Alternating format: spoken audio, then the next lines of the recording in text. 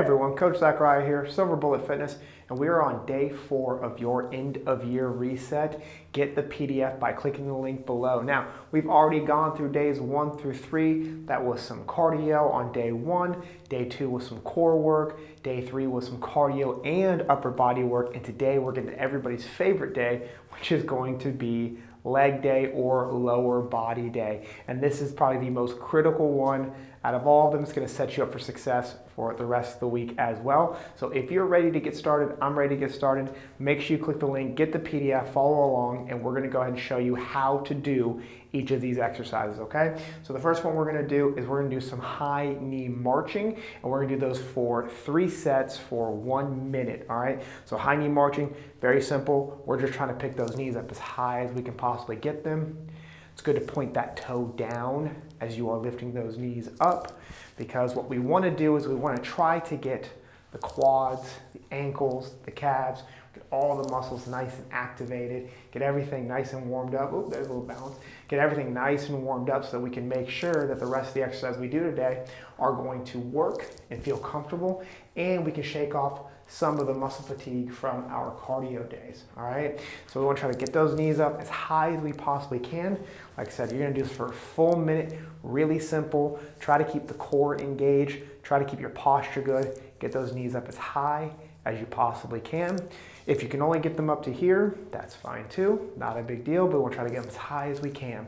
And try to note a little deviation in your body as well. If when you pick your foot up, you feel your leg come out like that, foot kind of track on the inside, take note of that and try to correct it if you can with your mind, and try to make sure that everything is nice, core stabilized, and you are marching as well, keeping the knees up. Okay, good.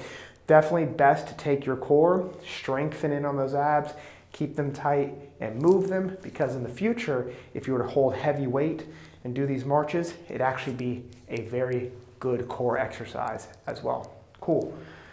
Perfect. So after you get through a minute 3 times, 3 minutes of that basically, some rest in between, the next thing you want to do is you want to do some calf raises, okay?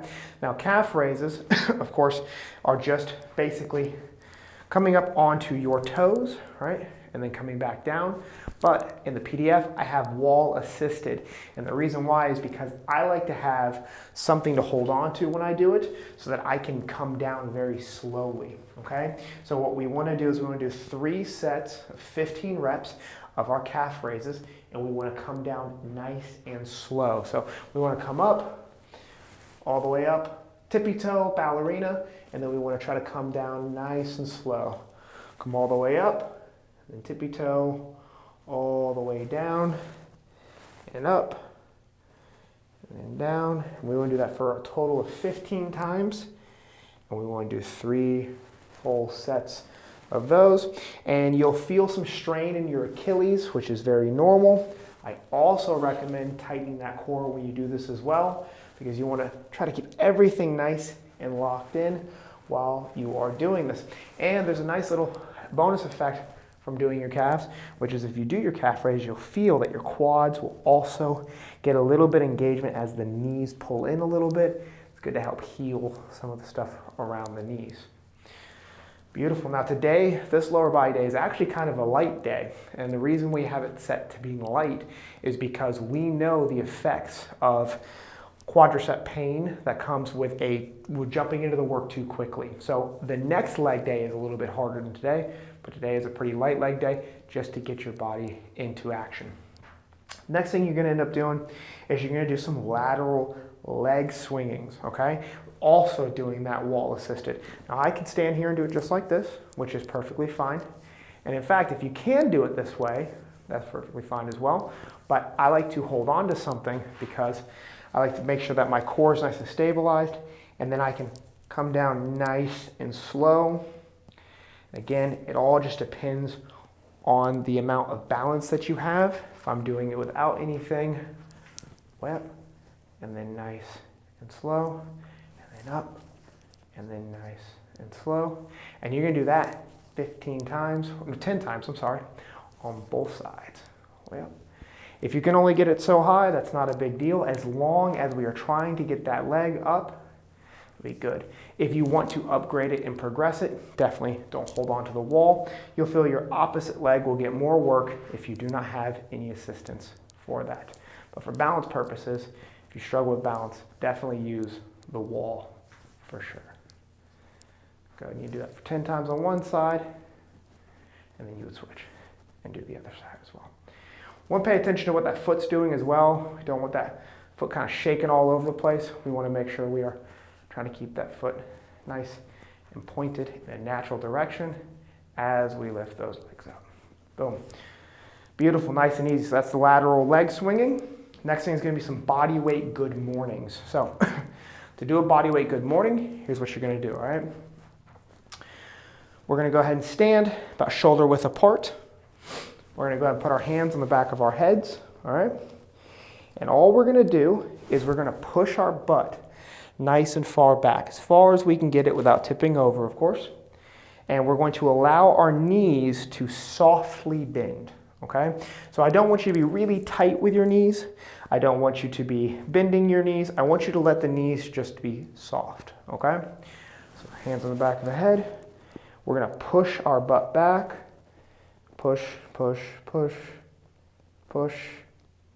And then we're going to push our butt forward again. Boom, just like that. So hips back, push, push, push, and then push forward. You're not attempting to go to 90 degrees here for your upper body, so I don't want you to be moving your upper body at all. You really want to allow your butt to push back and allow the natural hinge of your body to work on its own. So we're going to push, squeezing the glutes, squeeze the butt, squeeze the butt, squeeze the butt, and squeeze the butt as we come back forward as well. Again, we are not trying to go here, okay? It's very different. That's, if we try to move our head with our butt at the same time, we are going to inevitably only do this, and that is not what we're trying to do. Trust in the fact that your chest will come forward on its own. So that is pushing back, push, push, push the butt, and your torso will drop forward on its own, reach your final point, which is about right here for me, right, with the butt. You do not need to now then go forward with your back because, as you can see, this is a different type of move altogether, right? So doing that for 10, for 3 full sets, and we're just going push back, back, back. Yeah, feel that squeeze. Boom, should be feeling all in the backs of your legs, hamstrings right here, glutes, and then boom, forward again, okay? Just like that. And you might feel a little bit in your low back, that's okay. All we have to do to fix that is to just round the back just a little bit, and then push all the weight in the heels, okay? That's a good morning. Again, focus primarily on letting the butt come back on its own versus pushing your body forward, okay? Last thing on the list is going to be the major mover of the day, which is going to be prisoner squats, okay? And so any squat, and teaching squats are always a little bit difficult for people, so I'm going to try my best to teach it to you here. Any squat that you do, whether it's a prisoner squat, goblet squat, doesn't matter. The only thing that's making this a prisoner squat is we're keeping our hands behind our head again, okay? Which if that's too difficult, just bring it to the front, not a big deal. But when we squat, we want to make sure that we are pushing the butt back a little bit and sitting with our hips, okay? So what I don't want to do is I don't want to just push forward with my knees. I don't want to bend, okay? This is a bend, all right? And the way we typically bend to grab something, that's a bend, okay? What I want to do is I want to push. First, I want my feet to be slightly wider than shoulder width. I'm going to point my toes out just a little bit, okay? And I want to push my butt back gently, start with my hips, so I'm pushing my butt back gently, and then I'm going to go ahead and squat. And I'm going to come back up, just like that. And again, hips and legs at the same time, and we're squatting, just like that. Hips and butt at the same time, and we're squatting, just like that, okay? If the depth is too difficult, then grab a bench or a chair or anything else that you can use and do the same thing with that. So we come down, go into the chair, boom, then we're sitting. And then we're going to go ahead and come straight back up, okay? We're doing 4 sets of 10, straight down, boom, and then come straight back up. And in reality, if you need to use a chair to hit that depth, that slight parallel depth or a little below it, then use it, because the worst thing you want to do is not do the squat right. You also don't want to hurt yourself either. So the best thing that you can do if you're going to use a chair is make sure that when you come down, you're trying to come down as slow as you can. Touch. We don't want to rock backwards and then shoot up like we'd be getting off of a couch. We want to sit, brace our core, make sure everything is tight, and then we would stand and use our glutes and our legs to stand up. That's it. Day 4, very easy day for the legs, because I know how much soreness comes with doing a leg day, especially if you haven't done it in a long time. And we don't want you to not be able to do the next leg day that's going to be coming up on day 6. Like I said, get the link below. If you get the link, you do the PDF, you go through it for 2 weeks and send us your progress. The best progress is going to end up getting a month free of training with us, Silver Bullet Fitness, remotely, and we are going to get you fit starting in the new year.